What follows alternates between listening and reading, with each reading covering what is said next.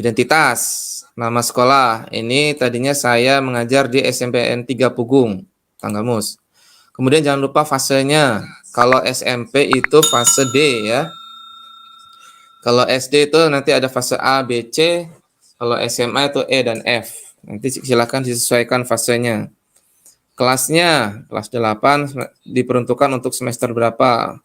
Langsung saja dibuat di sini semester 2 atau genap. Topik atau subbab atau subpokok bahasan. Ini punya saya pembiasan cahaya. Alokasi waktunya ini 2 kali 40 menit atau 2 jam pelajaran. Kompetensi awal, jadi peserta didik memahami peristiwa pembiasan cahaya gitu ya. Oke, ini ada minum, bukan saya serak ya, ini untuk contoh nanti peristiwa pembiasan cahaya gitu ya. Ini kelihatan nggak ya? Jadi Bapak Ibu nanti ini kompetensi awal ini siswanya ini harus tahu ketika kamu memasukkan benda ke dalam air, maka benda itu terlihat patah. Nah, ini kompetensi awal yang harus dibangun ya. Ini adalah peristiwa pembiasan gitu. Oke, setelah itu profil pelajar Pancasilanya. Di sini saya buat gotong royong, kreatif, mandiri, dan bernalar kritis gitu. Sarana prasarana ada LKPD atau lembar kerja worksheet, ada lembar penilaian, laptop, LCD, video, PowerPoint, kit optik, penggaris, dan spidol. Ini yang saya gunakan. Kemudian target peserta didiknya adalah peserta didik reguler, artinya pada umumnya.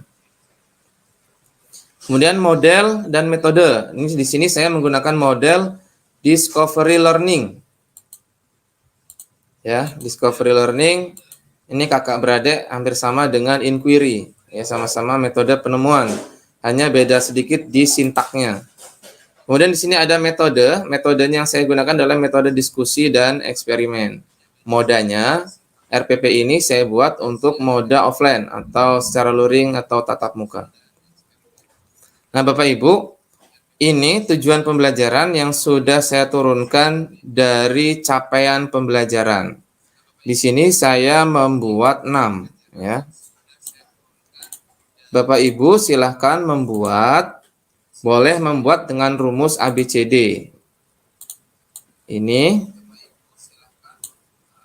peserta didik ini adalah A, audiens, dapat menjelaskan pembiasan cahaya.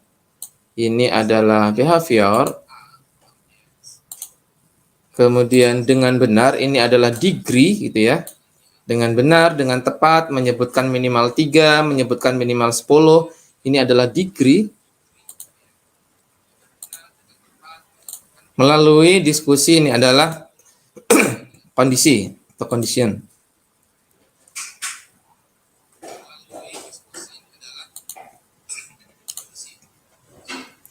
Bapak Ibu, Pak, bagaimana kalau saya tidak ABCD? Boleh.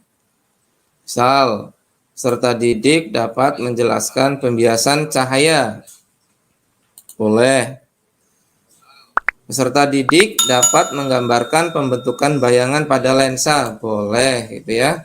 Minimal adalah AB. Audience dan behavior. Nah, behavior ini adalah kata kerja dan objek. Menjelaskan kata kerja, menggambar kata kerja, kemudian menghitung kata kerja, menganalisis kata kerja, menjelaskan kata kerja ya. Kemudian kita turun ke bawah. Di sini ada pemahaman bermakna. Ini yang saya sebutkan tadi.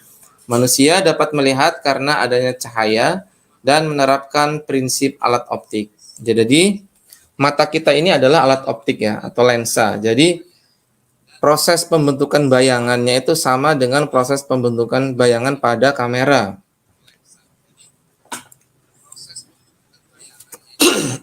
Maaf. Nah, ini Bapak Ibu, kalau Bapak Ibu dulu sering melakukan apersepsi ya, Di sini ada pertanyaan pemantik. Ini kan tadi materi saya adalah pembiasan cahaya ya. Jadi saya arahkan ke sini pemantiknya. Mengapa manusia dapat melihat? Nanti kan siswa ya karena diberi mata gitu.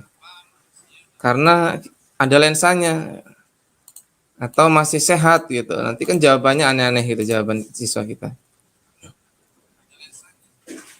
Karena sudah dari sananya ada itu Bapak Ibu ya. Jadi murid saya itu sering itu, ya dari sananya Pak gitu. Ya bagaimana kalau yang tidak bisa melihat, mohon maaf yang tunanetra gitu ya. Ya dari sananya juga gitu. Oke Bapak Ibu, jadi nanti kan jawabannya karena ada cahaya Pak. Nah itu jawaban yang kita harapkan seperti itu. Kalau di tempat gelap kan kita nggak bisa itu. Kemudian yang seperti ini tadi boleh dijadikan pertanyaan pemantik. Mengapa jika kita memasukkan pensil ke dalam gelas, pensil tersebut terlihat patah? Nah, kita arahkan ke sini. Ini sebagai pertanyaan pemantik. Nah, pertanyaan pemantik ini nanti kita masukkan kembali di langkah-langkah kegiatan pembelajaran. Nah, ini yang ketiga, Bapak Ibu boleh sambil nyanyi ya. Ikan di dalam kolam ya. Ini masih viral ini Pak Rangga. Gimana Pak Rangga lagunya? Jika ingin melihat ikan, itu ya Pak Rangga. Di dalam kolam. Nah, gitu. Jadi nanti kalau kita melihat ikan dalam kolam yang jernih, itu ikannya akan terlihat lebih dekat. Pun sebaliknya begitu, ikan melihat kita itu akan lebih jauh gitu. Nah, setelah itu baru kita ke persiapan pembelajaran. Di sini kita menyiapkan pertanyaan pemantik, mempersiapkan PPT, video ya. Kalau pembelajaran berdiferensi ini wajib PPT bahan ajar untuk yang visual, video pembelajaran untuk yang audio, LKPD berbasis aktivitas untuk yang kinestetik. Untuk yang RPP atau modul ajar berdiferensiasi. Ya, jadi ini bahan bacaan dan PPT ini ya, bahan bacaan ini secara tidak langsung untuk tipe siswa yang visual, kemudian video ini untuk yang audio, kemudian yang LKPD berbasis praktikum atau aktivitas, ini adalah untuk yang kinestetik. Langkah-langkahnya boleh seperti ini atau boleh saja kegiatan guru.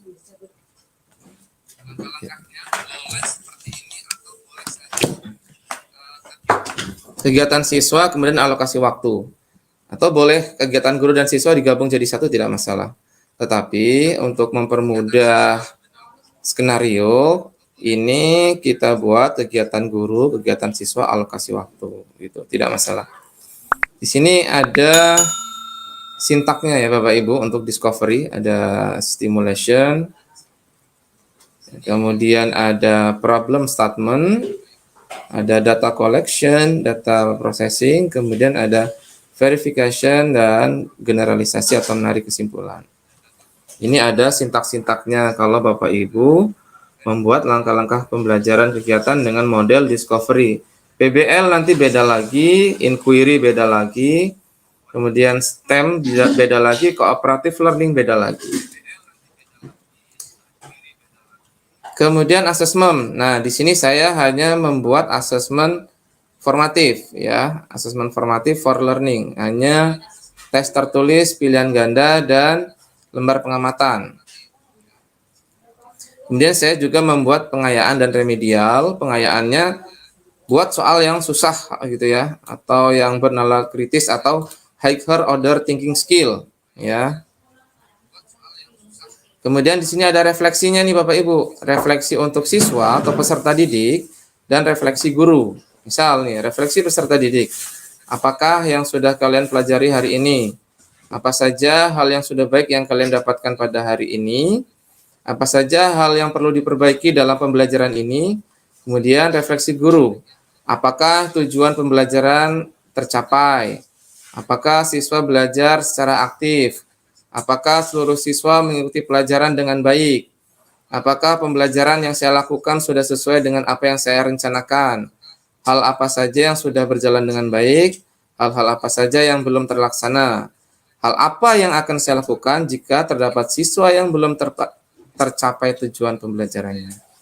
Ini refleksi guru kita lakukan untuk perbaikan di masa yang akan datang. Nah, setelah ini baru ke lampiran. Nah, lampiran sepertinya tidak perlu saya jelaskan karena ini Bapak Ibu yang akan membuat LKPD-nya. Nah, ini LKPD-nya punya saya berbasis aktivitas ya. Jadi memang LKPD ini untuk yang tipe belajar kinestetik. Yang ini yang saya buat yang di sini. Oke, nanti siswa menuliskan di tabel pengamatan, kemudian ada pertanyaan diskusi, kemudian ada kesimpulan. Kemudian, nah baru Bapak Ibu membuat bahan bacaan gitu. Makanya disebut modul, karena di situ ada materinya gitu ya Bapak Ibu. Nah seperti ini tadi prinsip pembiasan cahayanya pada kehidupan sehari-hari. Misalnya ketika kita melihat ikan di dalam kolam, gitu ya. Ini kan ikannya di sini nih. Nah, ikannya di sini, tapi yang terlihat di sini gitu. Jadi kalau orang di kali atau di laut menembak ikan atau menombak ikan, itu tidak pas di ikannya. Dia agak belok ke bawah sedikit gitu. Itu saya dulu saya sering mencari pelus, cari blak kotak, cari cumi dengan Pak Isbat. Dia lebih fisika dari saya. Saya yang guru fisika malah nggak paham. Pak Isbat yang asli orang Cukup Balak, mana terbiasa mencari cumi dengan cara menembak. Jadi dia paham cara menembak cumi yang baik dan benar. Tetapi kalau dia menembaknya dari dalam air ya, tetap lurus karena dalam satu medium yang sama gitu ya. Ketika mediumnya ini berbeda, maka terjadi pembelokan. Nah, seperti itu Bapak Ibu. Jadi dari kontekstual itu siswa langsung belajar, dapat itu konsepnya gitu Bapak Ibu. Nah, secara langsung ya atau secara tidak langsung mereka sudah belajar hukum Snellius. Sinar datang dari medium renggang ke rapat ya, dari udara ke air dibiaskan mendekati garis normal sehingga ini patah. Jadi dari peristiwa yang sangat sederhana, dari peristiwa air dalam gelas ini, mereka otomatis sudah belajar tentang hukum Snellius, tentang pembiasan cahaya. Seperti itu. Nah, harapannya seperti itu. Ini sekilas tentang materi. Nah, kemudian ini asesmen formatifnya. Ini yang di sini karena bukan pembelajaran berdiferensiasi ya. Saya hanya membuat asesmen satu saja gini. Kemudian ini ada lembar observasi keterampilan. Kemudian lembar observasi sikap. Baru Bapak Ibu kalau mau buat glosarium dulu. Dan terakhir adalah daftar pustaka.